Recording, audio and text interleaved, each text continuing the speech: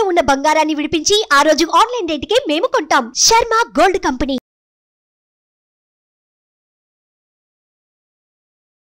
నమస్కారం, welcome to Suman TV. నేను గీతాంజలి. ప్రస్తుతం మనతో పాటు శ్రీచక్రపీఠ వ్యవస్థాపకులు, ప్రముఖ జ్యోతిష్యులు, అందరికీ సుపరిచితులైన వ్యక్తి శ్రీ ప్రదీప్ జోషి గారు. వారితో మాట్లాడదాం. గురుగారు నమస్కారం అండి. శ్రీమాత్రే. శ్రావణ మాసం అంటేనే మొత్తం ప్రతిరోజు ఒక పండగలా ఉంటుంది. ప్రత్యేకించి ఇక్కడ మనకి అందరికీ ఇష్టమైన, పిల్లలకి పెద్దలకి మరీ ముఖ్యంగా తల్లులకి ఇష్టమైన పండుగ కృష్ణాష్టమి. ఎందుకంటే పిల్లల్ని చక్కగా కృష్ణుడిలాగా అలంకరించి మురిసిపోతూ ఉంటారు చూసుకుని. అయితే కృష్ణాష్టమి ఈసారి మళ్ళీ సందిగ్ధత ఏర్పడింది తారీఖుల్లో అని చెప్తూ ఉన్నారు. 26, 27 అంటే ఎప్పుడు జరుపుకోవాలనేది ఒకటండి. ప్రత్యేకించి ఆ రోజున ఎన్నో పరిహారాలు చేసుకోవచ్చు, కృష్ణయ్యని ఇలా పూజించవచ్చు, ఇలా ఆరాధించాలి, ఇలా నైవేద్యాలు పెట్టాలని ఎన్నో వింటున్నాం. మీ మాటల్లో చెప్పండి, అసలు కృష్ణాష్టమి రోజు ప్రతి ఒక్కరూ ఏం చేయాలి? శ్రీ గురుభ్యో నమః. శ్రీమాత్రే నమః. కృష్ణాయ వాసుదేవాయ హరయే పరమాత్మనే ప్రణత క్లేశనాశాయ గోవిందాయ నమో నమః. కృష్ణాయ నమః. కృష్ణ అంటే అర్థం ఏమిటంటే ఆకర్షణ. కృష్ణ మంత్రం ఎన్నిసార్లు మనం కృష్ణ కృష్ణ అంటే మనకంత ఆకర్షణ శక్తి పెరుగుతుంది, అంత విచక్షణ పెరుగుతుంది, అంత జ్ఞానం పెరుగుతుంది. కృష్ణనామస్మరణ అద్భుతమైన నామస్మరణ.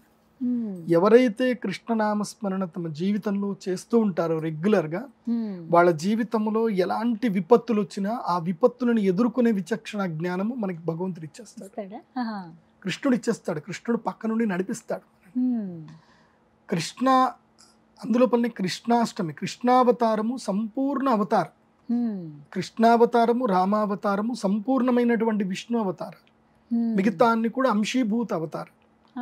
అందుకే అందులోనూ కృష్ణావతారము యోగేశ్వర అవతారం. అంటే అందులో రిస్ట్రిక్టెడ్ లేదు. కృష్ణుడు ఎన్ని రకాల అంటే అన్ని రకాల మానవుల్లో ఉన్నటువంటి అన్ని కులాల వారికి, అంటే అన్ని రకాల వృత్తుల వారికి ఆయన మార్గనిర్దేశం చూపించాడు కృష్ణావతారం. అదే రామావతారంకి వెళ్తే క్షత్రియ ధర్మం మాత్రం చెప్పాడు, కానీ కృష్ణావతారం అట్లా చెప్పలే. ఇటు క్షత్రియ ధర్మం చూపించాడు, ఇటు బ్రాహ్మణ ధర్మం చూపించాడు, అందరికీ ధర్మం బోధించాడు. అందులోపల భగవద్గీత మనకు ఉపదేశం చేశాడు. కృష్ణతత్వాన్ని అర్థం చేసుకుంటే లైఫ్ని ఈజీగా గడపచ్చు. కృష్ణతత్వం అర్థం చేసుకుంటే ఎవరిని ఎక్కడ బోల్తాలు కొట్టించాలి, ఎవరికి ఎక్కడ మనం ట్రీట్మెంట్ ఇవ్వాలి, ముళ్ళుని ముళ్ళుతోటి తీయాలి అన్నట్టుగా కృష్ణుడు ఎవరిని ఎక్కడెక్కడ ఎట్లెట్లా తొక్కాలో అన్నీ నేర్పించాడు మనకి. మంచి చేసేవాడికి మంచి ఎలా చేయాలో నేర్పించాడు, చెడు చేసేవాడికి చెడుతోటి ఎలా చేయాలో నేర్పించేశాడు. కృష్ణావతారాన్ని మించిన అద్భుతం ప్రపంచంలో ఇంకెక్కడ లేదు. ఒక మనిషి తన జీవిత కాలంలో ఒక వ్యక్తి గురించి తెలుసుకోవాలి అనుకుంటే అది కేవలం ఒక కృష్ణుడి గురించి. ఒక కృష్ణతత్వం పూర్తిగా నేర్చుకుంటే జీవితంలో అన్ని నేర్చుకున్నట్టు. ఏ వయసు వారికి తగ్గట్టుగా ఆ వయసు వాళ్ళు అన్ని ఉన్నాయి. బాలలీలలు ఉన్నాయి కృష్ణతత్వంలో. యుక్త వయసులో ఎలా ఉండాలని ఉంది, రాజధర్మం ఎలా పాటించాలని ఉంది, సంధి ధర్మం ఎలా పాటించాలి, స్నేహ ధర్మం ఎలా చేయాలి, ఒకరు తనని నమ్మి వస్తే శరణాగతి ఉన్నప్పుడు ఎలా చేయాలి, ప్రతిదీ నేర్పించాడు కృష్ణుడు. జీవిత పాఠాలన్నీ కూడా మనకి కృష్ణుడు నేర్పించేశాడు. అందుకే భాగవతం చదవాలి. మనిషి అన్న పుట్టిన ప్రతి ఒక్కడు కూడా భాగవతం చదవాలి.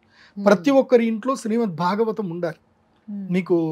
మీరు గోరఖ్పూర్ గీతా ప్రెస్ వెళ్ళారనుకోండి, 150 రూపాయలు పెడితే మీకు ఇంత పెద్ద పుస్తకం వస్తుంది. శ్రీమద్ భాగవతము తెలుగు వచనం. మీకు ఎక్కడ పోయినా గోరఖ్పూర్ గీతా ప్రెస్ లో మీకు దొరికిపోతుంది. ప్రతి ఇంట్లో మీకు తెలుగులో దొరుకుతుంది, హిందీలో దొరుకుతుంది, ఇంగ్లీష్ లో దొరుకుతుంది, అన్ని భాషల్లో. మీరు మహాభారతం అంతా చదవాల్సిన అవసరంలా, శ్రీమద్ భాగవతం ఒక్కడ చదువుతుంది చాలు. శ్రీమద్ భాగవతం తెలుగు వచనం మీకు రామకృష్ణ మఠంలో వెళ్ళినా దొరుకుతుంది. దాంట్లో 3 భాగాలు ఏముంటుంది, కానీ శ్రీమద్ భాగవతము గోరఖ్పూర్ గీతా ప్రెస్ తెలుగు వచనం ఉంటుంది. అది తీసుకొని చదవండి, మొత్తం తెలుగులో హ్యాపీగా చదవండి. జీవిత కాలం మొత్తం చదవాల్సిన పుస్తకం. అయితే కృష్ణతత్వం అర్థం చేసుకోవాలి అని అంటే కృష్ణుడి గురించి మనం పెద్దగా చదవకున్నా కృష్ణుడు మనకు నేర్పిస్తాడు. ముఖ్యంగా ఏంటంటే ఇప్పుడు కృష్ణాష్టమి వస్తుంది. చాలా మంది కన్ఫ్యూజన్ 27, 26, 27. ఏ కన్ఫ్యూజన్ వద్దు. ఇది ఒక పద్ధతి, ఒక్కొక్కళ్ళు ఒక్కొక్క పద్ధతిని పాటిస్తారు. అంటే మధురలో ఎలా చేస్తారని కొన్ని మనం చూస్తూ ఉంటాము. ఎక్కడైనా రోహిణీ నక్షత్ర పరివ్యాప్తం, కృష్ణుడు జన్మ నక్షత్ర పరివ్యాప్తం ఉంటుంది. రాముడిదైనా కృష్ణుడిదైనా జన్మ నక్షత్రం ఉండాలి, జన్మ తిథి కాదు, నక్షత్రం. పుట్టుకకి నక్షత్రం స్వీకరించాలని జ్యోతిష్యం చెప్తాం. అయితే జన్మాష్టమి అని అంటారు మనం. సో జన్మాష్టమి అష్టమి తిథి రోహిణి నక్షత్రం కలిసి ఎప్పుడైతే వస్తుందో అది ముఖ్యంగా కృష్ణుడు పుట్టినటువంటి సమయం.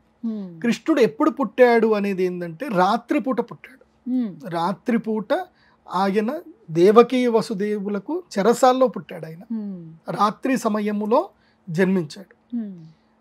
అంటే రోహిణి నక్షత్రము రాత్రి పరివ్యాప్తం ఉండాలి, అష్టమి కూడా రాత్రి పరివ్యాప్తం ఉండాలి. ఉన్నప్పుడే కృష్ణ జన్మ అనేది చెయ్యాలి.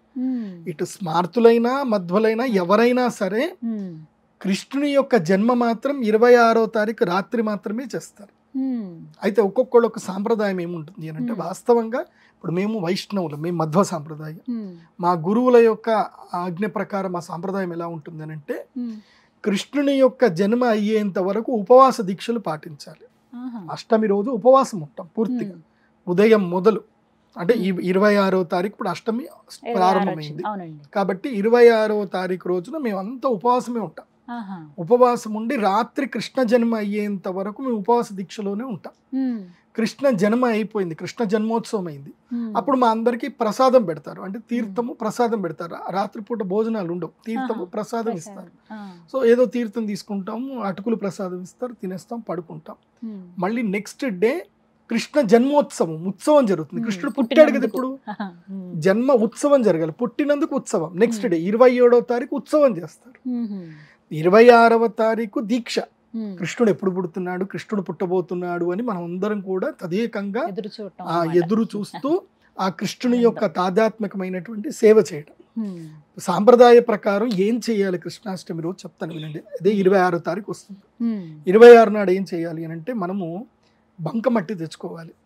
బంకమట్టి తెచ్చుకొని ఆ బంకమట్టితోటి కృష్ణుని యొక్క పూర్తిగా ఒక బృందావనం తయారు చేయాలి. గేదెలు అంటే ఆవులు ఉన్నాయి కదా, ఆవులను తయారు చేయాలి, ఆవుల యొక్క నీళ్ల తొట్టి తయారు చేయాలి. అలాగే కృష్ణుడు అక్కడ పుట్టబోతున్నాడు, చిన్ని కృష్ణుడిని తయారు చేయాలి. ఒక వటపత్రం తీసుకోవాలి, ఆ వటపత్రం మీద కృష్ణుడిని పడుకోబెట్టాలి, దేవకి వసుదేవులు అక్కడే ఉన్నట్టుగా. తర్వాత బృందావనంలో ఉండే గోపికలందరూ ఇలా తయారు చేయాలి. అంటే అదొక అట్మాస్ఫియర్ తయారు చేయాలి. వాస్తవంగా ఈ అట్మాస్ఫియర్ చూసి వేరే మతం వాళ్ళు వాళ్ళ పండుగని వాళ్ళు డిజైన్ చేయడం స్టార్ట్ చేశారు.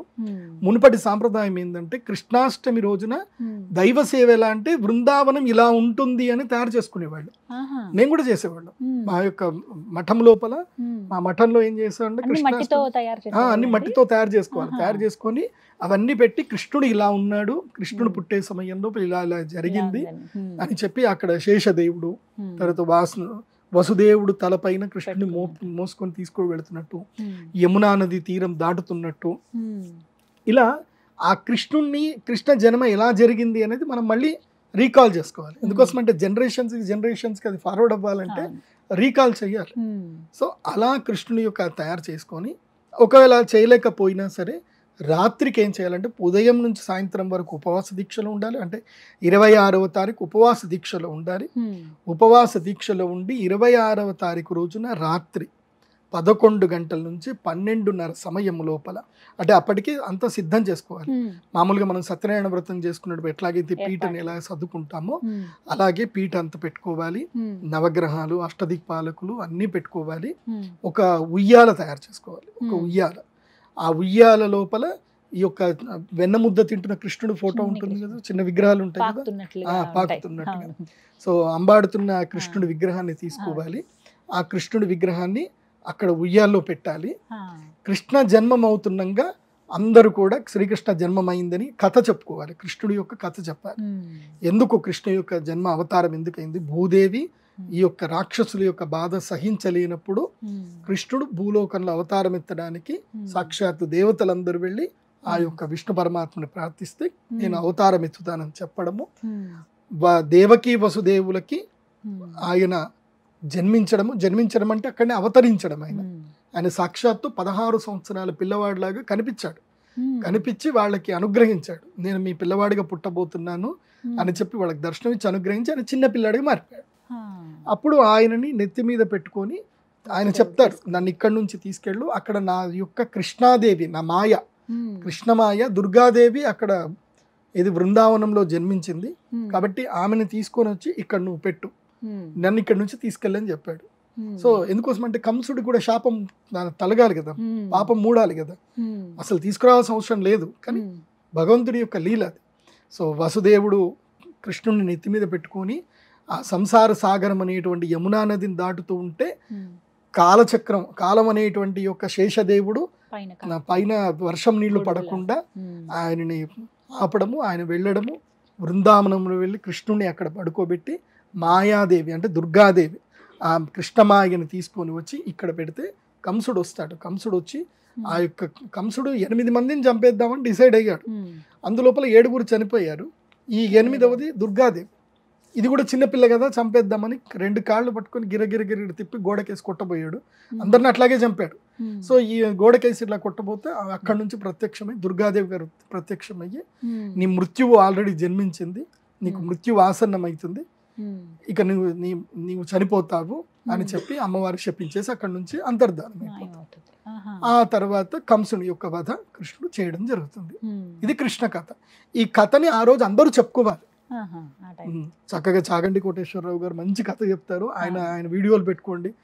మంచి మంచి పండితులు అందరూ ఉన్నారు, వాళ్ళు చెప్పిన వీడియోలు పెట్టుకొని చక్కగా వినండి. విన్న తర్వాత ఏం చేయాలి, కృష్ణ యొక్క జన్మం జరుగుతుంది అని అందరూ కూడా శంఖమూదాలి, టంకానాదాలు చెయ్యాలి, సంబరాలు చేసుకోవాలి. కృష్ణుడు జన్మించాడు. కృష్ణుడు జన్మించిన తర్వాత ఒక శ్లోకం ఉంటుంది, తర్పణం వదిలే శ్లోకం ఉంటుంది. ఆ కృష్ణ జన్మ తర్పణ శ్లోకం అని కొడితే మనకి గూగుల్ వచ్చేస్తుంది. ఆ తర్పణం వదిలేసి ఆ తర్వాత విష్ణు సహస్రనామం చదవాలి. తప్పకుండా విష్ణు సహస్రనామం చదవాలి. రాత్రి విష్ణు సహస్రనామం చదివి అందులోనూ భగవద్గీతలో 15వ అధ్యాయం తప్పకుండా చదవాలి. ఎందుకోసమంటే విశ్వరూప దర్శనం అదే కాబట్టి. ఊర్ధ్వమూల మదశాకం అశ్వత్థం ప్రాహురవ్యేయం చందాంసి యస్య పర్ణాని అని ఆ శ్లోకం ఏదైతే ఉందో ఆ యొక్క 15వ అధ్యాయం పూర్తిగా చదివి స్వామివారికి అటుకులు, పాలు బెల్లముతో నానబెట్టిన అటుకులు, తర్వాత పెరుగు అటుకులు. అటుకులు అంటే ఆయనకు చాలా ఇష్టం. ఎందుకోసం అంటే సుధాముడి యొక్క కథ మనకు తెలుసు కాబట్టి. అలాగే మీరు ఏవైనా సరే ఆహార పదార్థాలు ఏమైనా చేస్తే అప్పుడు కృష్ణుడికి చెప్పన్ భోగ్ అంటారు. 56 రకాలైనటువంటి ఆహార పదార్థాలు స్వామివారికి నైవేద్యం పెడతారు. అది 26వ తారీఖు రాత్రి అయినా పెట్టవచ్చు, లేదా 27వ తారీఖు ఉత్సవం చేస్తూ పెట్టవచ్చు. అలా చేసి కృష్ణ జన్మోత్సవం చేయాలి. కృష్ణ జన్మోత్సవం చేసి నెక్స్ట్ డే అందరు హోళీ ఆడుకుంటారు. వాస్తవంగా కృష్ణ జన్మోత్సవం రోజు హోళీ కూడా ఆడతారు. తర్వాత అసలు యూత్ ఆడాల్సింది ఏంటంటే 26వ తారీఖు కానీ 27వ తారీఖు ఇది మీకు ఏది వీలైతే అది. దైవారాధనలో పెద్దగా ఏం రిస్ట్రిక్షన్స్ ఉండవు కాబట్టి కుండ పగలగొట్టడం, ఉట్టి పగలగొట్టాలి. వేడుకలాగా జరపాలి. ఉట్టి పగలగొట్టేటప్పుడు చాలా మంది ఒక తప్పు పని చేస్తారు. ఆ రోడ్ల మీద ఇష్టం వచ్చినట్టు చేస్తారు, కింద పడి కాళ్ళు చేతులు విరగొట్టుకుంటారు. ఉట్టి పగలగొట్టేటప్పుడు ఏంటంటే నీళ్లలో చేయాలి. వాస్తవంగా ఉట్టి పగలగొట్టడం ఏంటంటే నీళ్లలో చేయాలి. కనీసం 3-4 అడుగులు నీళ్లలో చేయాలి. పైనుంచి కింద పడ్డా ఎవరికి దెబ్బలు దాకు, అది నీళ్ళలో చేయాలి. లేకపోతే కింద మొత్తం కూడా ఇది ఉల్క అంటే ఈ పొట్టు ఉంటుంది కదా, వరి పొట్టు, ఆ వరి పొట్టు చాలా పెద్దగా వేసుకొని చేయాలి. లేదా ఇసుకలో అయినా చేయాలి, మీరు బంకమట్టిలో అయినా చేయాలి. కింద పడి దెబ్బలు తాకించుకుంటారు. రోడ్ల మీద ఎక్కడ పడితే అక్కడ చేస్తారు. అరేంజ్మెంట్స్ కింద అంతా అరేంజ్మెంట్స్ అన్ని చేసుకొని తర్వాత చేయండి. అందరు కూడా ఉట్టి కొట్టే ఆనందంలో అది సెలబ్రేషన్ అయిపోయిన తర్వాత అందరు నవ్వుతూ ఉండాలి. ఎవరికో కాళ్ళ చేతులు విరిగే దెబ్బలు దాకే అన్నట్టు ఉండకూడదు. సో ఈ సంబరం అప్పుడు కృష్ణ భగవాన్ వారు నిర్వహించారండి, ఆయన కూడా చేశారు. అసలు ఎందుకు కొడతారు ఉట్టి కృష్ణాష్టమి అంటే? కృష్ణుడి యొక్క లీలలు తెలుసుకోవడానికి. అంతే. ఇప్పుడు కృష్ణుడు ఉట్టి పగలగొడుతున్నాడు, సరే వెన్న తీసుకుంటున్నాడు. వెన్న తీసుకోవడంలో అంతరార్థం చాలా ఉంది. ఊరికే కృష్ణుడు ఉట్టి పగలగొట్టలే, వెన్న పగలగొట్టలే. అక్కడ తను వెన్న దొంగతనం చేస్తున్నాడు సరే, కానీ ఆ వెన్న తీసుకుంటున్నాడు అంటే స్నేహితుల యొక్క సహకారం మొత్తం వచ్చింది. అందరూ ఒక్కొళ్ళు చేతులు భుజాలు పెట్టుకొని ఒక్కొళ్ళ మీద ఒక్కొళ్ళు ఎక్కి పైకి ఎక్కి తర్వాత వెళ్ళి ఆయన కృష్ణుడు తీసుకుంటున్నాడు. దీని లోపల అంతరార్థం ఏంటంటే హిందువులందరూ ఐకమత్యంగా ఉండాలి. మీ కులాల వారిగా హిందువులు విడిపోకూడదు. మీరందరూ సమైక్యంగా ఉండాలి. అలా ఉన్నప్పుడే మోక్షం అనేటువంటి వెన్న మీకు దొరుకుతుంది. కృష్ణుడికి ఎక్కలేకనా, నిచ్చెనేసుకొని ఎక్కొచ్చు కదా, అప్పుడు టెక్నాలజీ లేదా. సో ఎందుకు ఇది అని అంటే అలా ఉన్నప్పుడే ధర్మం అనేటువంటిది ఉన్నత స్థాయికి వెళుతుంది, ధర్మం రక్షింపబడుతుంది. ఆ విధంగా వెన్న అనేటువంటి మోక్షము అనేది మనకు అందరికి దొరుకుతుంది. కృష్ణుడు ఒక్కడే తినలే కదా వెన్న, ఫ్రెండ్స్ అందరికి పంచిపెట్టాడు కదా. ఆయన మూతి కింద పూసుకున్నాడు, అందరికింత పంచిపెట్టాడు. సో అందరూ కలిసి మోక్ష సాధన అనేటువంటిది అందరూ కలిసి చెయ్యాలి. నాకు నేనుగా ఇండివిజువల్గా మోక్షం సాధిస్తాను అంటే అది జరగదు. ధర్మ సంరక్షణ అనేది అందరూ కలిసి చెయ్యాలి. అక్కడ కులాలు చూడకూడదు. అక్కడ నువ్వు ఆ కులము, నిన్ను ముట్టను చెయ్యను అని ఉండదు. నేను ఇప్పటికీ నేను కృష్ణతత్వం నాకు ఎంత ఇష్టం అని అంటే, నేను ఇప్పటికి కూడా ఎవరైనా ఇంటికి వెళ్ళినా వాళ్ళు మంచినీళ్ళు ఇస్తే తాగుతాను. మీరు ఆ కులము ఈ కులము అని నేను మాట్లాడను. ఎవరు వచ్చినా ముట్టద్దు చెయ్యొద్దు అని చెప్పాం. మా అమ్మవారి దేవస్థానంలో కూడా మీరు చక్కగా నీట్గా రెడీ అయ్యండి, గుడి లోపలికి వెళ్ళండి, అమ్మవారిని దర్శనం చేసుకోవడం కూడా చెప్తాను నేను. మేము సహస్ర కుంభాభిషేకం చేసినప్పుడు అందరినీ లోపలికి పంపించాం. స్నానం చేసి పరిశుద్ధిగా రండి, ఆత్మశుద్ధి కావాలి. దేహశుద్ధి ఆత్మశుద్ధి ఉంటే చాలు. నీ కులంతో నాకు అనవసరం. దైవానికి అందరూ సమానమే. కృష్ణయ్య కూడా అలాగే అంతే, కృష్ణుడు కూడా అంతే. అందుకే హైందవ ధర్మం గొప్పది. మనం అందరం హిందువులం. మన గడప లోపలి వరకు మన కులము, మన ఇంట్లో పెళ్లి చేసుకోవాలన్నా, సంబంధాలు మాట్లాడుకోవాలన్నా, మన ఇంట్లో పంచాయతీలో మన కులం వరకు. గడప దాటాము అంటే మనం అంతా హిందువులము, మనదంతా ఒకే దేశము. మన దేశాన్ని కాపాడాలి, మన ధర్మాన్ని కాపాడాలి. అదే మన యొక్క ఆలోచన ఉండాలి తప్ప వేరే ఆలోచన ఉండకూడదు. అందుకే కృష్ణాష్టమి కృష్ణుడి యొక్క వెన్న. ఇంకోటి తెలుసా, వెన్న తత్వం ఏంది అంటే, దేవుణ్ణి చూపించు అని చాలా మంది అంటారు. ఇప్పుడు మనకి వెన్న డైరెక్ట్ కనిపిస్తుందా? ఆవు పాల నుంచి డైరెక్ట్గా వెన్న బయటకు వస్తుందా? రాదు. ఆ వెన్నని ఏం చేయాలి? దానికి ఒక ట్రీట్మెంట్ చేయాలి. వెన్న చిలకాలి, వెన్న చిలుకుతున్న ఆవు పాలను తోడుబెట్టాలి, పెరుగు అవ్వాలి, పెరుగులో మజ్జిగ అవ్వాలి, మజ్జిగను చిలకాలి, చిలకిన తర్వాత వెన్న వస్తుంది. సో వెన్న ఊరికే రాదు. అలాగే భగవంతుని యొక్క దర్శనం మనకు ఊరికే దొరకదు. సో మనం కూడా సాధన చేయాలి. సాధన చేయకుండా భగవద్ దర్శనం దొరకదు అనేది మనకు అర్థం. అందుకే మళ్ళీ వెన్న కరగబెడితే నెయ్యి, ఆ నెయ్యి కాలుస్తే అది ఊర్ధ్వలోకానికి వెళ్ళిపోయి అమృతమైన జలధారగా వస్తుంది. సో ఎంత శక్తి ఉంటుంది అనేది మనకి భగవత్ తత్వం చెప్పింది. అందుకే భగవత్ తత్వాన్ని తెలుసుకోండి. కృష్ణాష్టమి రోజున సంతోషంగా కృష్ణుని పూజించండి. మీ పిల్లల్ని అలంకరించండి. ఆడపిల్లల్ని అలంకరించండి, మగ పిల్లల్ని అలంకరించండి, అందరినీ అలంకరించండి. అడుగులు వేస్తారు. వాస్తవంగా చాలా మంది కొన్ని విషయాలు తెలియదు, అది కూడా చెప్తాను. ఏం చేయాలి పిల్లల్ని అలంకరించిన తర్వాత అంటే, ఒక ఏదైతే గనక ప్లేట్లో కుంకుమ నీళ్లు కలిపేసి మీ పిల్లల కాళ్ళు దాని మీద పెట్టి వాళ్ళ కాళ్ళతోటి అడుగులు వేసుకుంటూ దేవుడి గద్దాక తీసుకెళ్ళండి. వాళ్ళతో వేయించాలి అడుగులు. భగవత్ స్వరూపం, పిల్లలే భగవత్ స్వరూపం. ఆ పిల్లల అడుగులు ఎవరు వస్తున్నారు అని అనాలి. కృష్ణుడు వస్తున్నాడు మా ఇంటికి అని అనాలి. అలా కృష్ణుడి యొక్క బుడి అడుగులు వేస్తుంటే వెనక నుంచి కెమెరా పెట్టుకొని చక్కగా చేసి రీల్స్ చేసుకోండి. అందరికీ ఈ ధర్మానికి సంబంధించి అందరికీ వ్యక్తపరచండి. ఒక్క మన హిందూ ధర్మంలోనే ఎంత గొప్పది అని అంటే, ఇటు శ్రావణ మాసం వస్తే ఆడపిల్లల్ని పూజిస్తాం. ఆడపిల్లకి వయసుతో సంబంధం లేకుండా వాళ్ళకి చక్క కాళ్ళకి పారాయణ పెడతాం, వాళ్ళని లక్ష్మీదేవిలా పూజిస్తాం. ఇవి అష్టమి వచ్చింది, చిన్న పిల్లలందరినీ కూడా మనం కృష్ణుడిలాగా పూజిస్తాం, అల్లారు ముద్దుగా ఆడిస్తాం, అలంకరణ చేస్తాం. మన దాంట్లో అలంకరణ ఉంటుంది, అందం ఉంటుంది, ఐశ్వర్యం ఉంటుంది, ఆనందం ఉంటుంది, వైభోగం ఉంటుంది. ఎంత సంబరాలు ఉంటాయి మన పండుగల్లో. సో ఇలాంటి పండుగలు అందరూ చేసుకోండి, హ్యాపీగా ఉండండి, సంతోషంగా ఉండండి. నేను ఒకటే చెప్తాను, మన మనస్సు ఎంత ప్రశాంతంగా ఎంత నిష్కల్మషంగా ఉంటే దైవ సన్నిధానం మన మనసులో అంత ఉంటుంది. గజిబిజి వేసుకొని కోపము, ద్వేషము, ఈర్ష, అసూయ అవన్నీ కూడా ఏంటంటే చీకటి లాంటి, ముళ్ళ లాంటి. ఇప్పుడు ముళ్ళ చెట్లు ఉన్న ప్రదేశంలో మనం ఉంటామా? ఉండవు. అలాగే భగవంతుడు కూడా అలాంటి మనసులో ఉండడు. అందరూ బాగుండాలి, అందరికీ మేలు జరగాలి, అందరికీ కడుపు నిండి అన్నం తినాలి, అందరికీ మంచి బట్టలు దొరకాలి అని ఏదైతే ఒక మంచి ఆలోచన, ఫుల్ పాజిటివ్ థింకింగ్ ఎప్పుడైతే నీ మనసులో ఉంటుందో భగవంతుడు అక్కడ కూర్చుంటాడు. చక్కగా ఈ 2 రోజులు సంబరంగా చేయండి. ముందు రోజు ఇంట్లో చేసుకుని తర్వాత రోజు ఆలయానికి వెళ్ళినా తర్వాత సెలబ్రేషన్ చేయండి, ఉత్సవం చేయాలి. కృష్ణాష్టమి అంటే నీ ఇంట్లో పూజ కొంతసేపు చేయాలి, మళ్ళీ కాలనీలో అందరు కలిసి పూజ చేయాలి. అది కృష్ణోత్సవం అంటే. అందులోపల క్విజ్ పోటీలు పెట్టండి. ఇప్పుడు అపార్ట్మెంట్లో ఉంటారు, అపార్ట్మెంట్లో ఒక ప్రైజ్ అనౌన్స్ చేయండి అందరికి. అందరి పిల్లలందరికీ కూడా కథ చెప్పండి, కృష్ణుడు కథ మొత్తం గంట సేపు చెప్పండి. అందులోపలనే క్వశ్చన్స్ అడగండి. బాగుంటుంది కదా, పిల్లలు కూడా నేర్చుకుంటారు, తెలుస్తుంది ధర్మం గురించి, వాళ్ళకి ఒక ఐడియాలజీ వస్తుంది. సో అట్లా క్విజ్ పోటీలు పెట్టండి, ప్రైజ్లు ఇవ్వండి వాళ్ళకి, బాగా చేయండి. కృష్ణాష్టమి అయితే ఇలా మీరు అంటుంటేనే అర్థమవుతుంది ఎంత సంబరంగా చేసుకోవచ్చు. చక్కగా వివరించారు గురుగారు. నమస్తే అండి. శ్రీమాన్. సుమన్ టీవీలో మీ పర్సనల్ అండ్ బిజినెస్ ప్రమోషన్స్ కోసం కింది నెంబర్కి కాంటాక్ట్ చేయండి.